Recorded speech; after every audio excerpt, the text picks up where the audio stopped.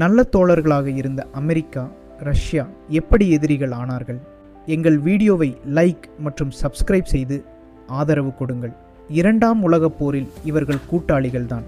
போருக்கு பிறகு உலகை யார் முன்னிலைப்படுத்துவது என்ற போட்டி ஆரம்பித்தது. America capitalism, Russia communism. இரண்டு சித்தாந்தங்கள், இரண்டு பாதைகள். இதுவே குளிர்போர் ஆரம்பம். அணுகுண்டு யாரிடம் அதிகம் என்ற போட்டி உலகை நடுங்க வைத்தது.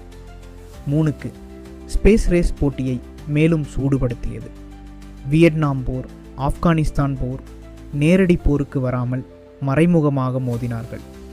இரு நாடுகளும் உலகில் தங்கள் சக்தியை நிரூபிக்க கூட்டங்களை அமைத்தன.